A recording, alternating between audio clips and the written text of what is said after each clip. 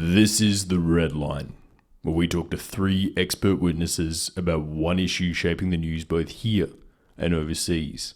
And I'm your host, Michael Hilliard.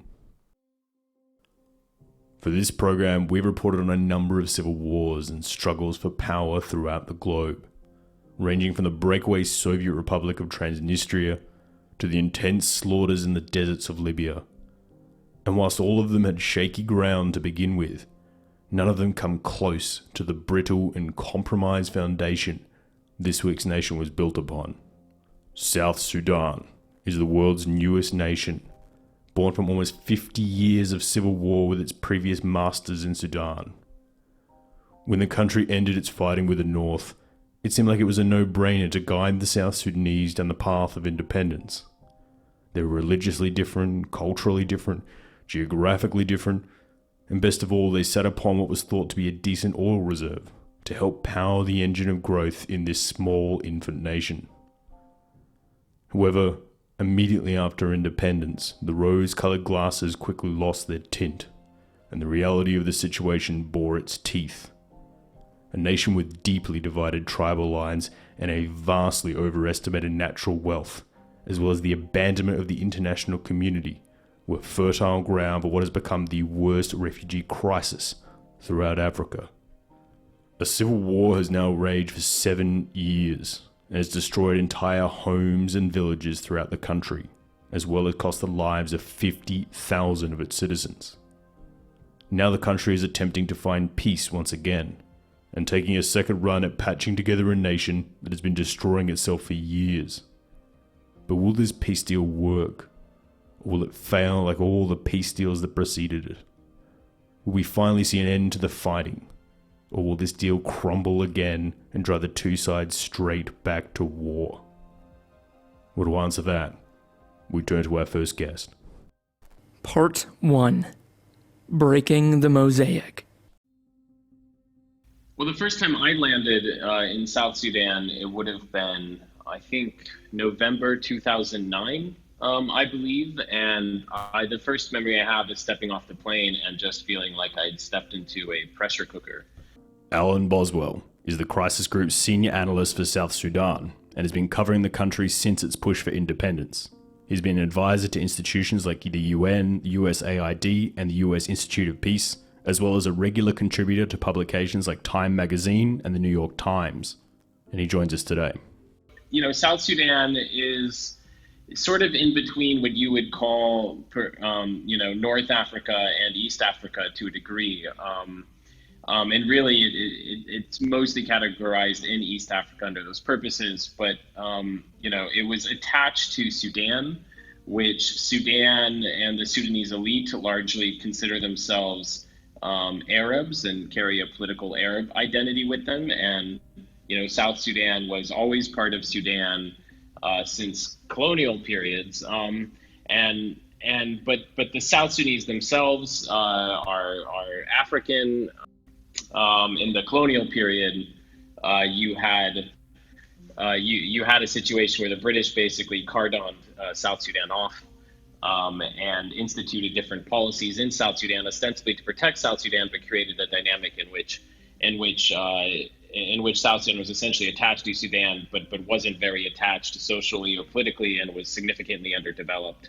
And then when Sudan achieved independence, it achieved independence with South Sudan, which saw itself as politically quite distinct for much of the period. And then so for most of the 60 some years after independence, if I'm getting my years right, you had periods of civil war in which South Sudanese at various points and in various areas were mostly fighting for independence away from Sudan.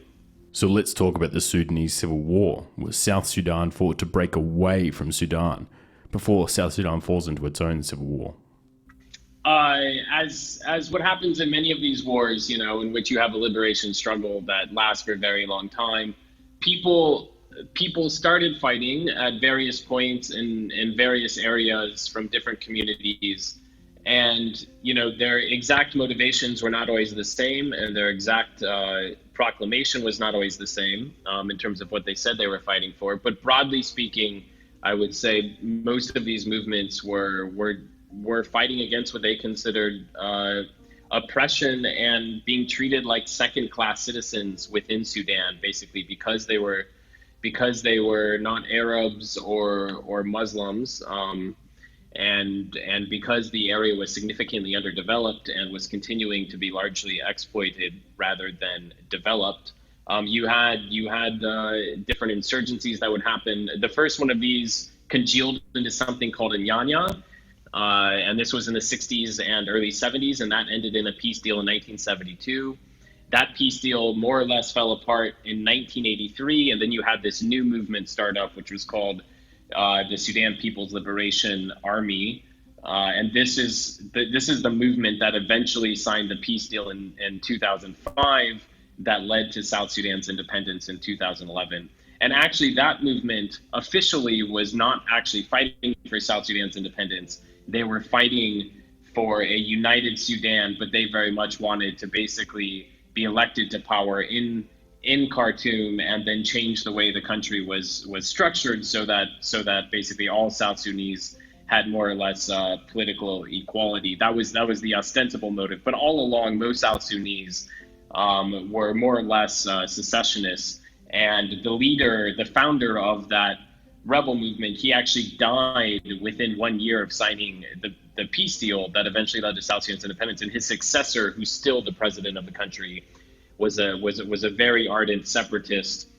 And when South Sudan finally had the chance to vote for independence in 2011, they voted some 99% for independence, which everyone who was in the country and had been following it knew at that point that was the outcome that was going to be there. The secessionist sentiment was very, very strong. As well as being a cultural divide between Sudan and South Sudan, is there a religious divide between North and South as well? There's a difference in demographics for sure in terms of religion. For sure, the North is predominantly Muslim, although not entirely, and the South is more mixed. The South definitely has practicing Muslims. The South has a lot of self-identifying Christians. I'd say most of the political elite at the moment are identify as Christians, and a lot of the people do as well. And then there's plenty influence still in sort of traditional beliefs as well and customs.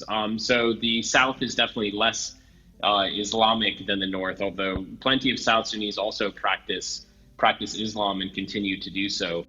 The biggest international backer of South Sudanese independence was the United States. So why would the US be so keen to support this movement? That's a great question, and it's actually a slightly complicated question for the reason being that actually when the U.S. Helped broker this 2005 peace deal, as I said, the leader of South Sudan at the time was actually not officially a separatist, and so the U.S. was in this position in which even though they helped bring an end to this peace deal and, like you said, are very much the outside power that supported South Sudan's independence bid, they also at various points officially saw themselves as not being pro-secessionist, as basically supporting South Sudanese against a regime in Sudan under Omar Bashir that was seen as an enemy of the U.S. But officially the U.S. government was not really pro-secessionist. Now, unofficially, you had very strong lobbies in Washington, D.C. that were very, very strongly pro South Sudan, and I would say pro secessionist for South Sudan. And these people wielded a lot of power, and it was a very bipartisan coalition, and it mostly included evangelicals on the right side of the aisle, and then you had a lot of Africanists and African Americans and human rights activists sort of on the left side of the aisle, and the South Sudanese the South Sudanese liberation movement was very, very effective at building this bipartisan political support in Washington. And I'd say that the main role that Washington really played is you had peace talks starting in the 1990s, and the U.S. really sort of corralled a lot of the regional countries, the neighbors, and who sort of united in pressuring the Sudanese government, which had created a lot of enemies internationally and within the region. And so the U.S. was providing humanitarian support as well as financial support to these countries, and they were in turn supporting the rebels in South Sudan, and then that sort of support eventually basically forced the Sudanese government to the peace talks and to the peace tables. And the U.S. continued putting very heavy pressure on the Sudanese government throughout this time to basically negotiate with the South Sudanese rebels. And they put enough pressure on that the Sudanese government actually agreed in a peace deal to give South Sudan a referendum for independence, which many outside observers, doubted that any Sudanese government would ever agree to do. And it was largely a product of U.S. pressure that led Sudan to eventually give in to doing that. So after South Sudan gains its independence, things go smoothly for a few months, but then tensions start to rise between the two major tribes of South Sudan, the Dinka and the Nuer. Can you elaborate a bit on that? Yeah, so the two main ethnic groups, as you mentioned, in South Sudan are the Dinka and Nuer groups. There are many others. Those groups add up. The Dinka and Nuer together add up to probably a bit more than the majority in South Sudan. But there are still many other groups as well who are quite populous. And the interesting thing about the Dinka and Nuer is actually they're very similar. These are not drastically different groups. They're both pastoral groups who rely primarily on herding of cattle for their livelihoods. They're very closely related in terms of their ancestry, and they consider themselves basically brothers. If not cousins, they're quite closely related. And so, but these two, because they're the two largest groups, they've often found themselves at rivals politically, and so they have a long political rivalry that dates back in some ways to the 1980s, in some ways to the 1990s. It sort of depends on when you really draw the line. But the main divide that happened was that in the middle of South Sudan's fight, its fight for liberation, as they see it, this main rebel movement, the SPLA that formed in 1983, it ended up dividing largely on Dinka versus Nuer lines.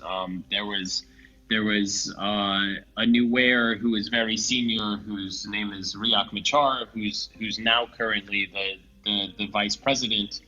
And he ended up actually trying to form his own organization and proclaim himself leader of it during the 1990s. And this caused a very brutal, ugly civil war basically within the rebel movement of South Sudan. And so it largely broke down on ethnic lines.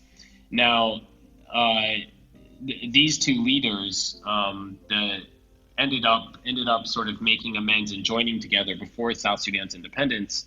But then after independence, you once again had a rivalry break out in terms of who would be the next president of South Sudan. And once again, the same basic lines broke down, in which you had Riek Machar on one side, who's from the Nuer, and then you had Salva Kiir, who was John Garang's successor, on the other side, who was already president.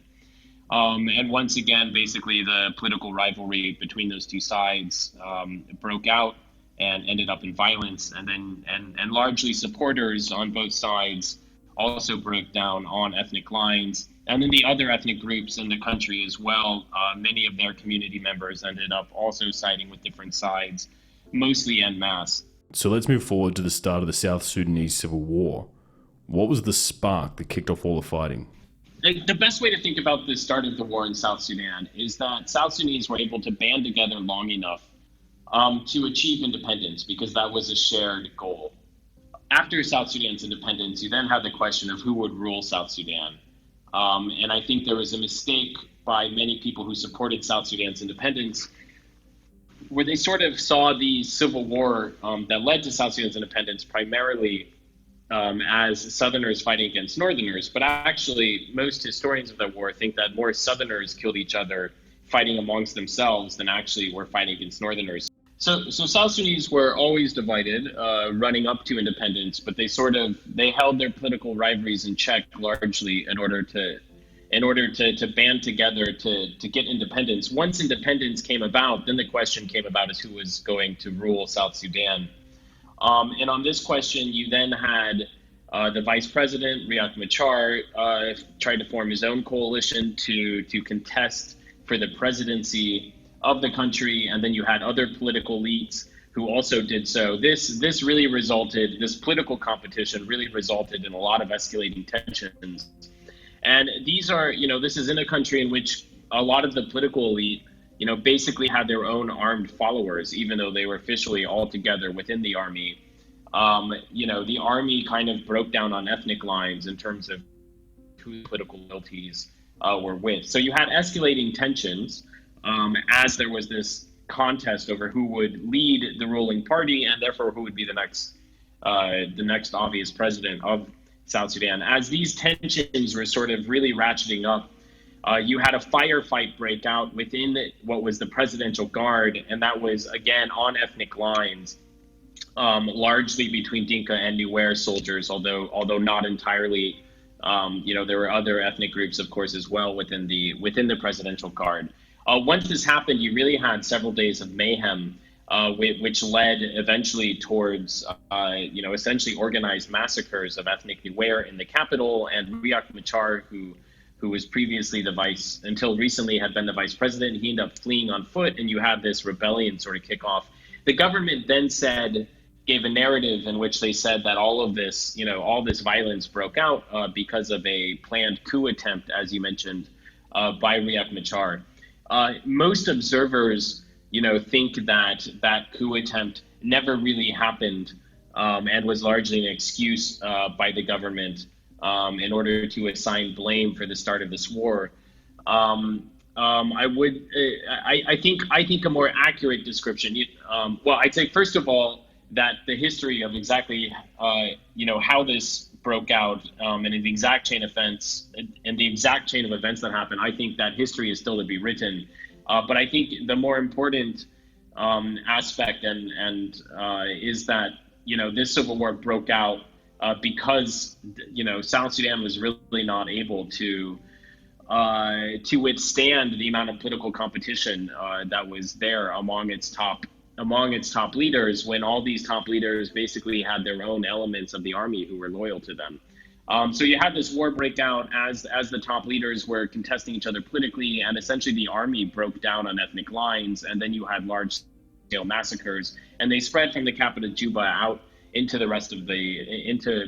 most of the rest of the country, and that really kick-started what was a 6-year civil war. That was very difficult for the international community to stop, and it was at times very, very brutal. So when the fighting broke out, there was large-scale reports of villages being burnt and massacred across the country.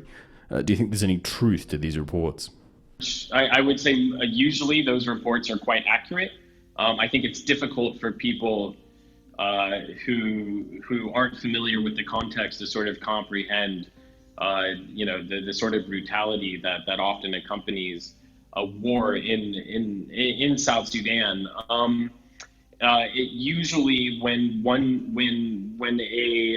an armed group sort of captures the territory of a neighboring armed group, they do end up sort of burning and pillaging the area. There's often lots of sexual violence, and there's lots of indiscriminate killing that takes place. And so the human rights reports that accompanied this war were always very brutal. At one point in the Civil War, there was the war spread to a whole new area that it hadn't entered before, and this was in 2016. It entered the area around the capital Juba, and you had you had hundreds of thousands of more people sort of depopulate and flee as refugees, and you were able to see from the satellite images, just the destruction of villages. It was a huge swath of actually a pretty sizable swath even of the country where you could see from the satellite that had just been burnt. Going from, when it was proceeding down basically hundreds of miles long. You just had village after village that even from the air you could see all the structures had been destroyed. And so that was a real feature of this war, was the brutality that both sides showed. So the UN and the African Union sent in peacekeepers to try and help curb the conflict, but that didn't seem to have much effect. Why do you think they struggled to contain this? A combination of a few factors. First of all, I'd say that the UN peacekeepers, I would say, hadn't played a major role in reducing the violence in South Sudan. Peacekeepers have had a hard time sort of finding a role in a country in which one of the main protagonists is the government. And peacekeepers have always struggled with how to protect populations from essentially their own government when they also rely on that government, allowing the peacekeepers to continue operating. So that's always been a core challenge for the peacekeeping operations in South Sudan. So right now there is a peace deal signed between the two sides, but it's not the first deal they've made. We've had 3 rounds of peace deals where they've been implemented, but then they've fallen apart. What makes this deal different to the ones that just collapsed? Well, the major step that happened recently was that in February, the two warring sides formed a unity government together, and so really you've had 2 main peace deals since this war broke out. And the first one, which was signed in 2015, led to a unity government in 2016. So you have the Riek Machar, who'd been leading the rebellion. He joined once again as the first vice president of the country, and brought his opposition members with him into the government. That first attempt in 2016 collapsed within a couple months of forming, and then you had another peace deal signed in 2018, which was essentially the same model of the peace deal, except it included even more opposition groups. This one, there was a lot of delays and a lot of bickering and final, sort of negotiations, but eventually it did lead to another one of these unity governments. So at the end of February, Riek Machar, the rebel leader, once again returned to the capital, Juba, and took up his post as first vice president. And so hopefully this new unity government holds. It's supposed to head towards elections. And of course, the challenge with elections is you still have these 2 main leaders who plan to run against each other in elections. So in some ways, after all this fighting, this peace deal has more or less put us back in the exact same spot that South Sudan was at in 2013 when this war broke out, which is the real challenge looking ahead. We see it so often throughout history, where everyone has a united enemy and they work together to win the war. It's the reason the Soviets and the Americans worked together in World War II, or the US and the Afghans worked together against the Russians. But when that enemy leaves, things almost always fall apart, and the struggle in the newly created power vacuum takes place. This is where South Sudan is at the moment. They struggled against the northern elite in Khartoum, and with the international support they gained independence. And then the power vacuum started. 2 men leading their countrymen against each other, plunging the nation into almost 7 years of chaos. The 2 men who started this war are also at the helm of this war. So to find out more about these 2 men, we turn to our next guest. Part 2. Pipe Dreams. South Sudan's an interesting country because obviously it's the world's youngest country. But I mean, that doesn't mean the territory's young, but as a nation, as a country, it's young. And actually that's how it feels when you arrive in Juba. And Juba is obviously, again, the capital and a microcosm of an extremely huge country. It's one of the biggest countries on the continent, even after separation. Ahmed Soliman is a senior fellow for the Africa program at Chatham House in London. He's an expert on African politics and has just returned from the region. He joins us today. Many internationals who work in the country, the way to get around big towns and cities is to fly. And as I say, the infrastructure in the country is isn't in place yet. The country hasn't had the time to build that infrastructure that's needed to connect towns and cities, and Juba's a city. It's on the Nile, and all cities on the Nile are really kind of have something aesthetically pleasing about them as well. So once you leave Juba, is it much more rural and spread out? Yeah, once you get out of Juba, once you get out of a lot of cities in the region, you go quite quickly from urban dwelling to rural reality and farmland, mountain land. It changes very, very quickly. And as I say, this is a country that's huge in terms of territory, but only has 10, 12 million people occupying that space. There's a lot of space between people.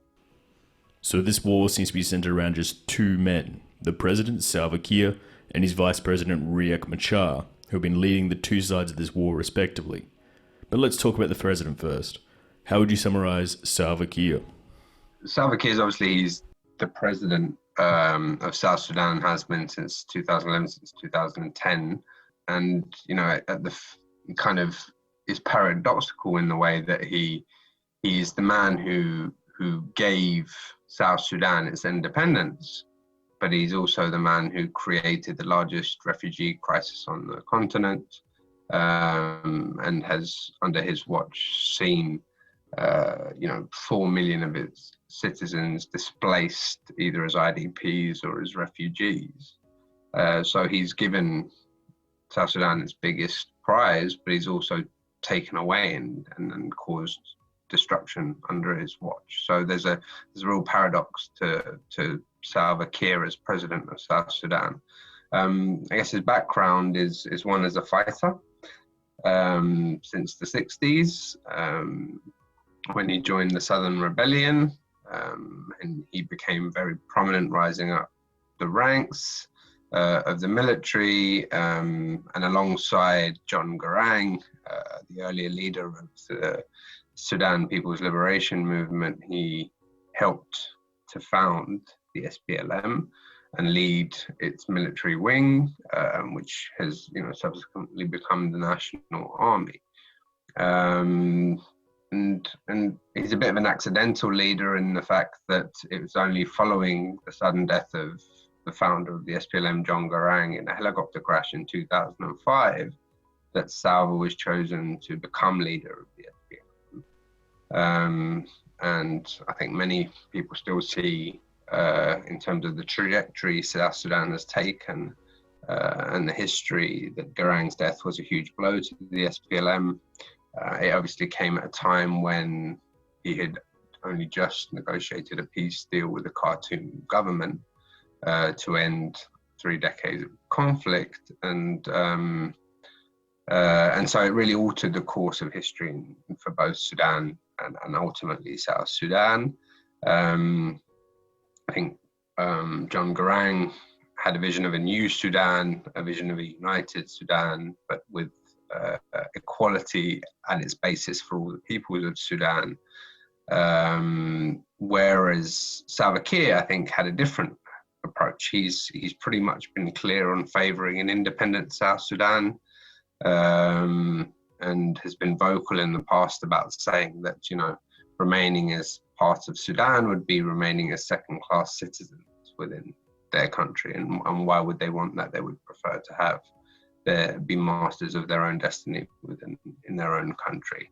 So, I guess this approach and his position as vice president of Sudan's unity government, once the peace deal had been signed with the North, and as leader of the southern region, I think really dictated the destination for South Sudan as an independent state, and led to independence in July 2011, which of course was, I think, back at that time, really, widely welcomed internationally, but also met with really great jubilation across the whole of the country.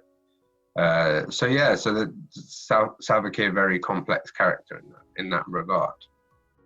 So what about Riek Machar, former leader of the opposition forces and now vice president of South Sudan? How would you describe him? Riek is another kind of a character which juxtaposes Salva in some way. I mean, he's been a central figure in South Sudanese politics for decades. He's, I guess, most well known as being the kind of bitter political rival of Salva Kiir, especially over the last decade. Again, he's another difficult character to quantify, and he's been so many things, and he is so many things in terms of political leader, guerrilla fighter. He has a PhD from the UK, so a seasoned, ambitious political and military operator, really. He's someone, I think, who's been more savvy in terms of he's switched sides on numerous occasions during the conflict between the North and the South. His chief aims have been, I guess, to strengthen his own position, also that of the Nuer ethnic group, which is the second largest in the South after the Dinka, and Salva Kiir is Dinka. He's, as I say, he's someone who comes from quite a learned background, having studied for a PhD in the UK, returned to South Sudan to join the fight with the SPLM in the 80s, again became a commander in the armed wing of the SPLM, and then became the deputy after the end of the conflict and the death of John Garang.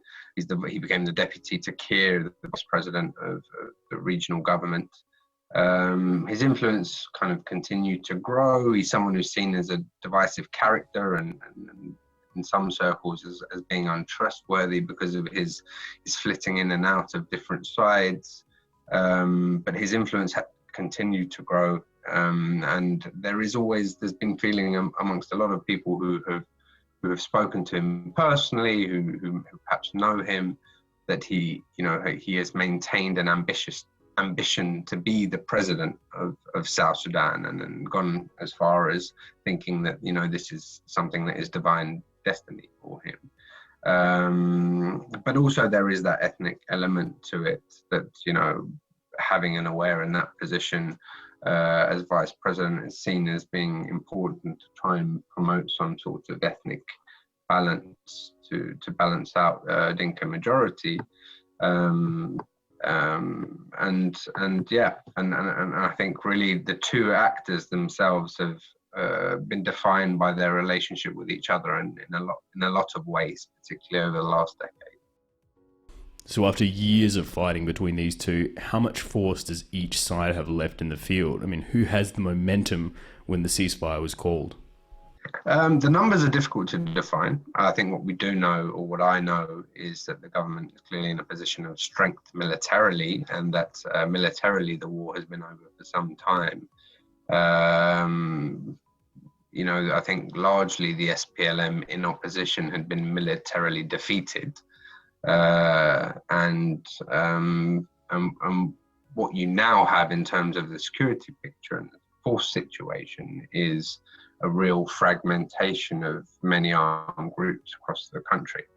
So you have forces that are seen as being loyal to Kiir, forces that are seen as being loyal to Machar, but that can be quite fluid, and it's not necessarily easy to pinpoint which forces in which area at a particular time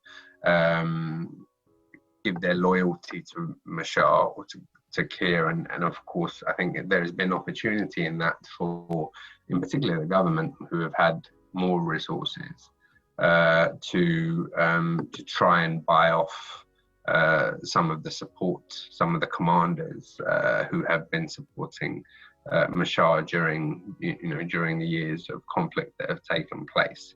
I should say that the kind of security sector reform piece and managing the armed forces across the country is going to be one of the really vital tasks of the transition.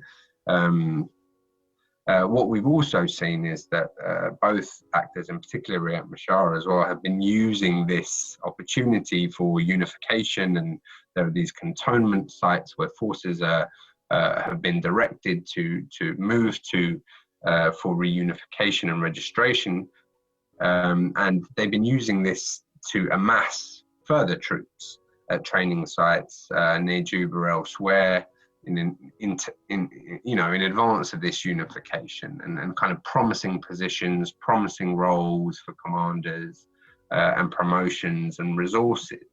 But the difficulty being there is no clear indication as to where the resources for security sector reform are going to come from. And if these promises aren't met, and if the reform process isn't conducted, then I think in the same way that it has previously, could have a situation where this peace deal, this cessation of hostilities could quickly unravel, especially if it's seen to be that the two sides, and in fact different elements, are continuing to compete. And what we've seen already is that some rival rebel commanders, and understandably so, have refused to assemble together. There are lots of enmities that are ongoing between fighting units that have been in active hostilities against each other, and are expected now to come together quite suddenly and unite. So you've got these recruitment drives, you've got these issues around fighters and units that have been fighting each other for years, and what you need, I think, in the short term is kind of this unification process to kickstart, and for there to be deployment of these unified forces so that there isn't loss of faith in the process. But as I was saying, the COVID-19 situation has added a whole layer of complexity to this, because the unification process is stalling, that the joint training process has had to be suspended because of the threat of spreading the virus, and so that adds another layer to this situation. This isn't the first ceasefire call to end the war, though. We've had peace 3 times now, where a ceasefire has been called and talks have been successful, but every single time it backslides into war again.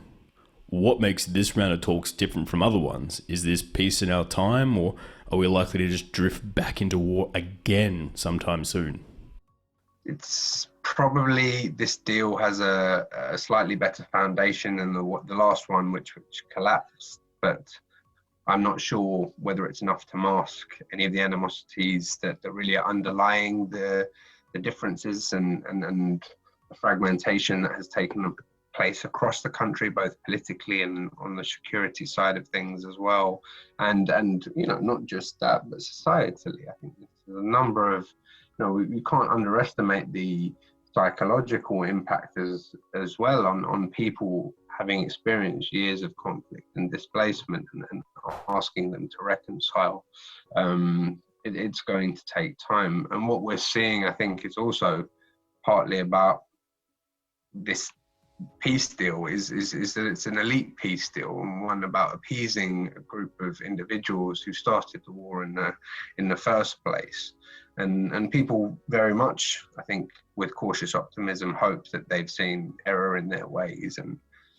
But the past history that you pointed to, the recent past history suggests otherwise, and it will take a lot to overcome this competition that's ingrained in these individuals. I mean, again, as I won't spend too much time on it because I'm not a health expert, but politically speaking, this COVID-19 pandemic comes at a terrible time for the reformation of the transitional government. The government hasn't been fully established yet. What you have in that establishment is an extremely bloated government, not one that would be looked at as functional and streamlined in terms of taking on democratic capacity building tasks. You've got 5 vice presidents, one first vice president who's Riek Machar. They've been sworn in. You've got the Council of Ministers who's been sworn in the middle of March. But you've got governors and commissioners and in the counties and in the regions of the 10 states which have now been the country has gone back to a system of having 10 states that haven't been appointed yet. So you don't have a fully structured governance system outside of the capital in the country. There are, overlying and underlying disputes around that with regards to land and territoriality and boundaries, which need to be dealt with. In the early days, we've already seen some signs of dispute with first Vice President Machar claiming that President Kiir has appointed officials without consulting with a key element of this new framework, which is a collegial presidency, including the president and the vice presidents, in the appointment of certain officials. So already there is, some underlying tension, but there's always going to be issues to work. Yes, I think really what everyone is looking to see in the case of South Sudan is the political will and the implementation of that. But it's been severely lacking in the past. So one of the main bright spots in South Sudan was the country's oil reserves. The plan during peace talks with the North was for the oil to be pumped from South Sudan through Sudan to the Red Sea so they could sell it. But now there's talk of China looking into building a pipeline from South Sudan through Kenya to the Indian Ocean. Why would South Sudan be looking to a southern pipeline instead? The main driver for it, of course, was South Sudan wanting to position themselves as closer in alliance with East Africa than with North Africa, with Sudan under the Bashir regime, so that they could have control over their own infrastructure. But as I understand it, the reserves in South Sudan are dwindling. So what do you think lies in store for South Sudan over the next year or so?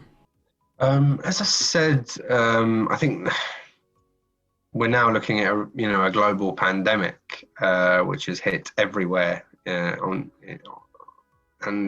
really South Sudan is going to need to respond or be responding to this situation as most countries in the world have. I think things have been delayed on the African continent, of course, and South Sudan has over the weekend registered its first case of COVID-19, of confirmed COVID-19. So I think this is going to have a real impact on the political security, humanitarian situation, given you still have over 180,000 people in protection of civilian sites who will be much more at risk. People within urban centres as well who are cramped closer together will be at risk as well. So I think the government's prevention strategy and it has, in fairness, moved quite quickly to try and lock down its own borders to try and prevent COVID-19 coming in from elsewhere. But as we know, this is a country like many others in the region, which is starting from a very low base in terms of the public health system that it has, and is very underprepared. So I think what we're going to see here is, again, as I was talking about, the minimal infrastructure and the impact that the war has had on that infrastructure, but has really impacted health facilities as well. So trying to prevent the spread of that will be a priority for the government at a time when it's not yet even been fully formed. That might be something that becomes quite a unifier, if I may put it that way, in that it may bring competing sides together to focus on this task.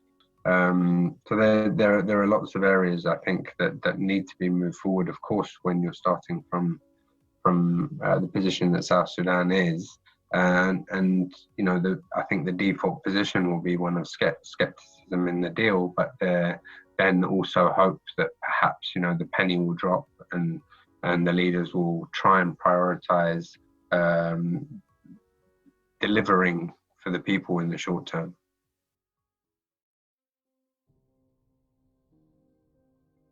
After independence, the international community somewhat stepped away from South Sudan, and the country rapidly collapsed in on itself, creating the biggest refugee crisis in the continent and instability amongst the entire region.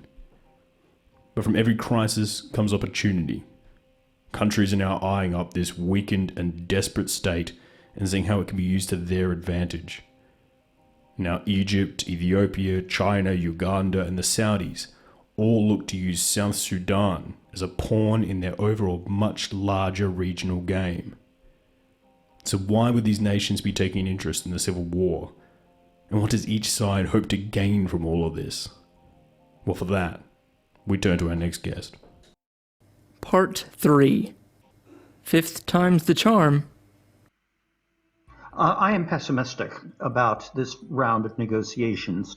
I see no particular evidence that the principles that are involved have fundamentally changed what they are after. John Campbell is the former US Ambassador to Nigeria, the US Director of UN Political Affairs, and a Senior Fellow of African Policy at the Council of Foreign Relations, as well as an author of some of the best books on African politics. We are very pleased to have him join us today. What could cause them to change? Quite possibly international pressure. One of the issues that I find very interesting is the discussion, and it's not anything more than that, the discussions that come out of various foreign ministries, political commentators outside of South Sudan, to the effect that, in fact, some kind of significant outside intervention is going to be required. What that might be, of course, is hard to know, particularly given the ready accusations of neocolonialism. But the fact that somehow or another South Sudan's salvation would be to go into some kind of international receivership. I think these conversations reflect the pessimism that a new round of negotiations will be any different from previous ones.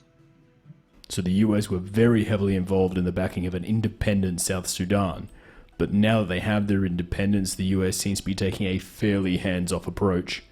Why is the US stepping back from South Sudan? Well, it's a very, very interesting question.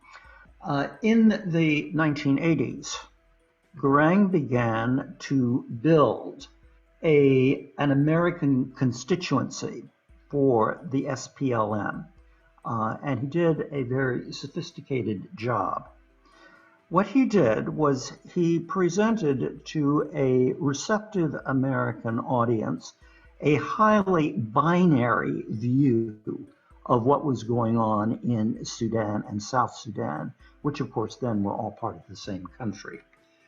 Binary in that Garang presented the civil war that was underway as essentially North versus South, Arab versus African, and Islamic versus Christian. He managed to build a significant American constituency for the SPLM based particularly in the churches. And Congress reflected that public opinion. So that when South Sudan became independent in 2011, the event was viewed with rapture and with what I would suggest were utterly unreal expectations. Lo and behold, those unreal expectations were not met. I would not go so far as to say that the United States and the international community have simply washed their hands of South Sudan. They continue to provide significant financial assistance, mostly through the UN and other international agencies. But there is no question that the massive support that independence for South Sudan enjoyed in the 1990s and the early 2000s has dissipated, not least because of the horrific bloodshed of the civil war still underway, which objectively appears to have no justification whatsoever. With the overthrow of the government in Khartoum, do you think this is likely to be a complete change in relations between Sudan and South Sudan, or will it just be business as usual? Well, I think there's real potential for there to be a really significant change. Here, though, the problem is with Juba. Given the rivalry between the president and the vice president, given the fact that the country is either in civil war, and I would maintain that it is, or is on the brink of it, how can there be a meaningful reconciliation? It's very interesting. At the time of the Comprehensive Peace Accords in 2005, the hope by the international community was that Khartoum would in fact pursue a policy of democratization and federalism, such as to persuade the South Sudanese to remain part of the Sudan. Well, al-Bashir did nothing of the sort, and hence when a referendum occurred in 2011, South Sudan overwhelmingly voted to become an independent country. But at the time of 2005, the general thinking was that Sudan and South Sudan were far better off together than separate. So South Sudan's financial hope has always been tied in with their oil reserves, but there may be less oil than we first imagined. China has been looking to build a pipeline from South Sudan through Kenya to the Indian Ocean to secure another source of cheap oil for Beijing. With oil prices so low at the moment, though, how likely do you think that is to happen? Well, China, of course, is looking to secure access to oil, and there is oil in South Sudan, though I would be careful about exaggerating exactly how much there is. I would maintain that we don't really know. The notion of a pipeline from South Sudan through Kenya again recalls the colonial period when the British, or some in the Foreign Office, were interested in the idea of South Sudan becoming part of Kenya. Of course, it's immediately adjacent to it, and it was a reflection of the fact that the northern part of Sudan was Islamic and in many respects part of the Middle East, whereas South Sudan is sub-Saharan African and Christian. Now, whether in fact the pipeline that is being bruited about actually comes about, I think depends in part at least on what happens to the Chinese economy. And in the short term, just how badly the Chinese economy has been wounded by the coronavirus epidemic. You're talking about something that's going to require a great deal of capital. That's on the one hand. On the other hand, it's very hard to build a pipeline in an environment in which there is virtually no security. And there is virtually no security in South Sudan, so long as the civil war persists. Before we leave oil altogether, right now at least, the world is awash with oil. And all you have to do is look at the way the international price per barrel has plummeted, so that right now, in the short term, it's difficult to imagine massive investment, which is what the pipeline would involve, in an area which is extremely unstable. Egypt is taking an interest in the civil war, hoping to use refugees and instability to weaken its regional rival Ethiopia right across the South Sudanese border. This stems mostly over the water disputes between Addis and Cairo. Do you think Cairo favours a particular side of the civil war, or are they just happy to add a thorn to the side of Ethiopia? Well, for precisely the reasons that you have just cited. Ethiopia is in the process of constructing an immense dam. Anything that has to do with the flow of the Nile from Ethiopia through Uganda into South Sudan, into Sudan, and then eventually into Egypt is absolutely crucial to Egypt. And Egyptian involvement in Sudan and South Sudan is a very old song. It dates back to at least the 18th century.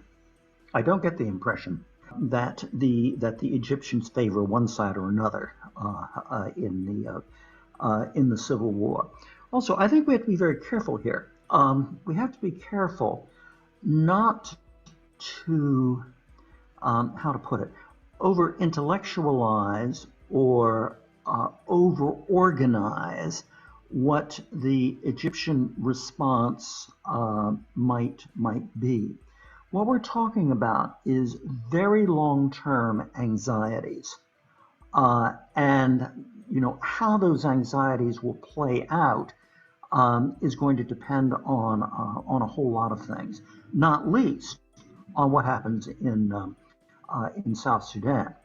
If, for example, there were a stable government in South Sudan that was reconciled to the Khartoum government, if oil was flowing from South Sudan through Sudan to the ports on the Red Sea, if the revenue from the oil was being devoted to public purpose, that would be a very, very different situation from what we have now.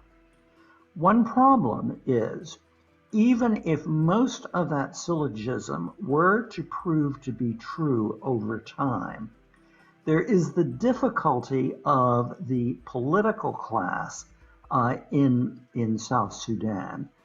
The experience has been that political classes in oil-producing countries tend essentially to capture the state so that they themselves enjoy the profits from the oil, and very little of the profits from oil are used for development or for public purposes. Look at Nigeria as an example. So what about countries like Kenya or Uganda? Why are they so keen to see a peaceful resolution to this conflict? Well, for exactly the same reason that Kenya or the other countries in the region are concerned. The civil war in South Sudan has led to massive refugee flows. It's disrupted trade. It has the potential for destabilizing or contributing to the destabilization of what are in fact very weak states. Saudi Arabia, Jordan and the UAE are buying up huge chunks of cheap land for farming in Sudan, knowing that their countries have very small amounts of arable territory. If the war comes to an end, do you think these countries would buy even cheaper land in South Sudan to create a sort of breadbasket for the Gulf states? So, yes. In other words, there is a potential for significant investment in agriculture in the South Sudan. South Sudan is relatively underpopulated. Much of the soil is good. It's underpopulated in part because of the horrific toll the more or less incessant civil wars have exacted on the country. The civil war that ended in 2005, one estimate is that it left 2 million people dead. So looking at the photos from the fighting, one thing you quickly notice is that all the weapons are either Russian-made or Egyptian copies of Russian weapons. Is Russia selling them these weapons, or are they just leftovers from previous wars and Cold War stockpiles? In that part of Africa, guns are absolutely no problem. The region is awash with weapons. It's awash with weapons from a whole host of civil wars. The collapse of the Gaddafi regime in Libya is often cited, but it's much broader than that.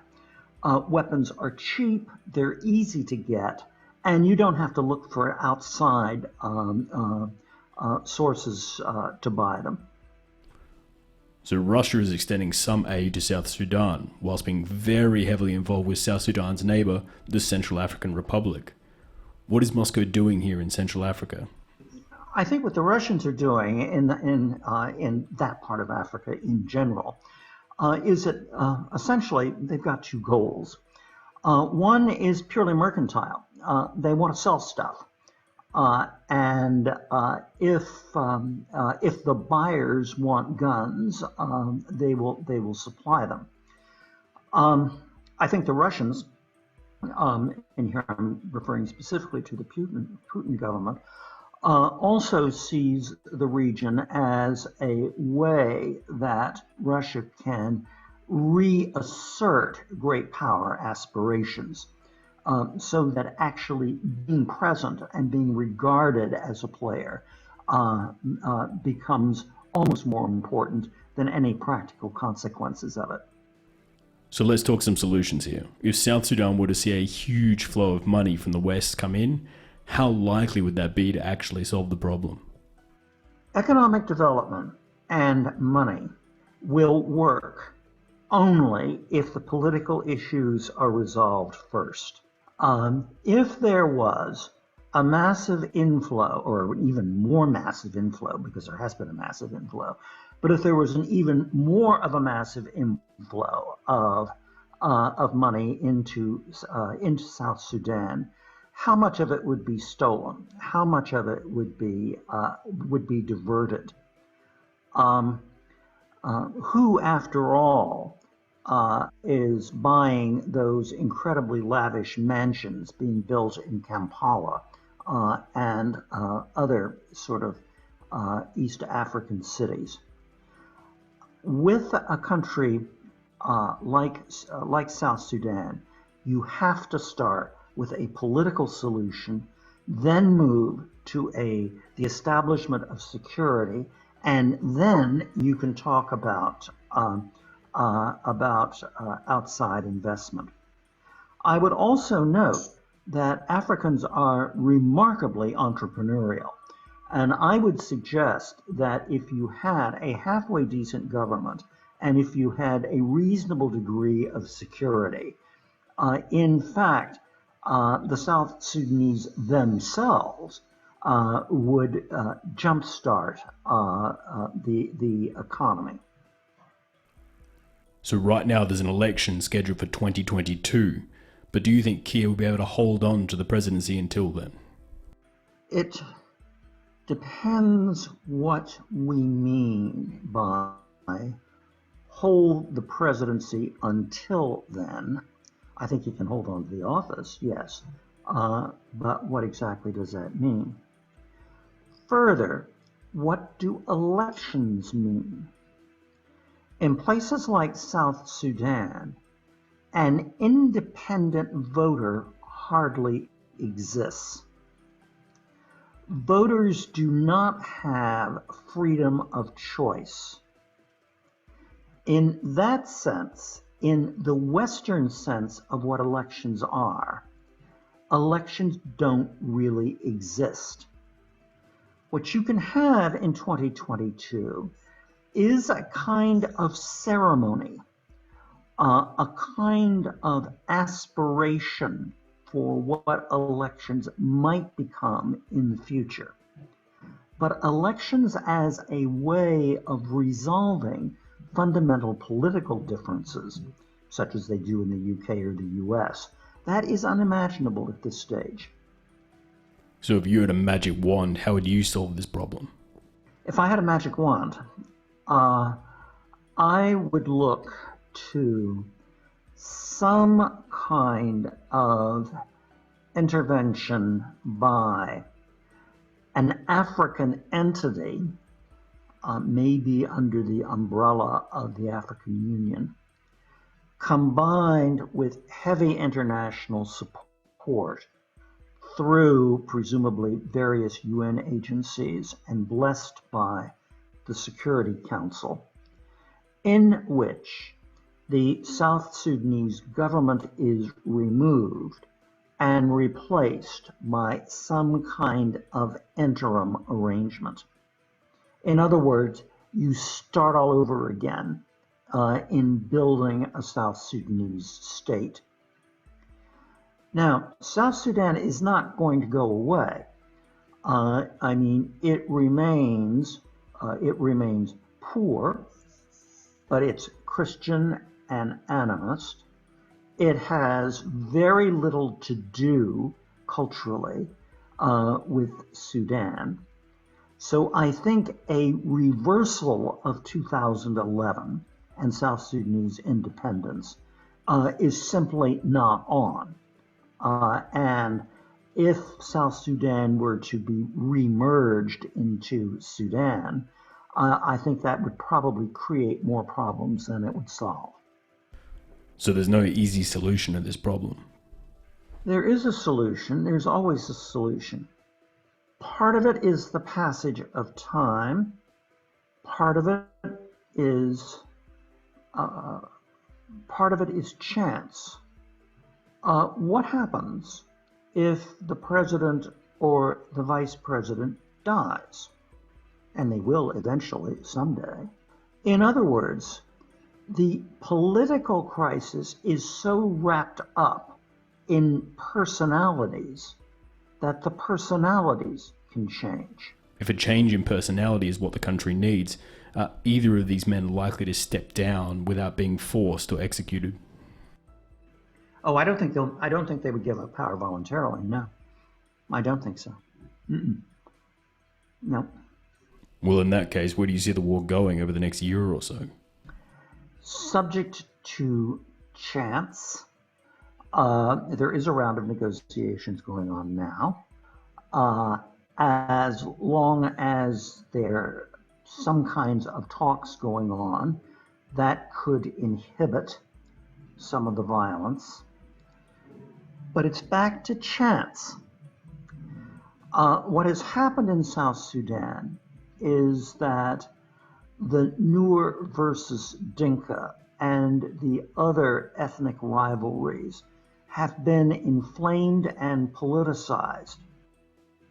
That means at the local level, you can suddenly have an outbreak of violence that then spreads. So it becomes very, very hard to predict. Now, I don't need to reiterate how horrible civil war in South Sudan is and the impact that it can have on the other countries of the region, not least because of refugee flows.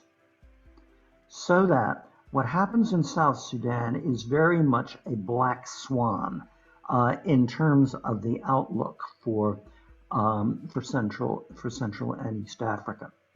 And by the way, we have not talked at all about what the impact might be of the coronavirus. In fact, it's very hard to know how widespread it is, what its impact is, and of course it will be evolving in a country with essentially no public health facilities except those that are maintained by NGOs and in concentrated geographical areas. And yet, if you have a significant portion of the population, particularly the political class, sickened, that's going to have political consequences. South Sudan is in a pretty rough position. Its big draw card, the oil reserves, have been dwindling, already sold off. The civil war has driven away many of its potential investors, and we go into another election with the same two candidates from the same two tribes. We've been here before, a peace deal on the table, hoping to end an argument when none of the fundamentals have changed. The only real difference is that there is even more blood spilled by each side, and more guns to go around. This is a country that's entering the COVID crisis with 5 vice presidents, but only 4 ventilators for the entire nation. One that has used its resources to fight itself. Maybe this COVID crisis may give them the external enemy to bind each side together. Maybe the war exhaustion might be enough to deter people from the fight. But I have some doubts. The nation is at the same crossroad again. The decision now comes down to just a few men to either unite the country and try and improve itself like Kenya or Rwanda, or turn back around and roll the dice again on another round of fighting. The biggest problem, though, is the man to make that decision is the same man who kicked all of this off in the first place. Thank you so much for listening to the program. We are always thrilled to watch the numbers go up each and every month. Today, though, I have some news for the show. We've been sent a number of emails and messages all asking for the same thing: episode transcription. This way people can cite parts of the show for assignments or read along when note-taking. I personally love the idea, and we even had a friend of the show come forward and offer to transcribe our episodes for us. He already provided a fantastic transcription for our last Russian Arctic episode, which will be available on our website this week. We would love to offer all episodes with transcriptions, but we also need to support the people who would take the long time to write them out properly. Right now, we have a handful of fantastic Patreons who are supporting the show, helping us with the costs of hosting, the websites, the emails, and all the other stuff that comes with running a show like this. And if we could get just 10 or so more Patreons a month, we would have enough money to get the show completely transcribed and available for download. Even if it's just $5 to $10 a month, it really does help the show, as we don't do ads and we're completely self-funded. So if a couple of dollars a month sound like a good investment to you, please feel free to help us out and help donate to our Patreon so we can get these transcriptions out to you as everyone's requested.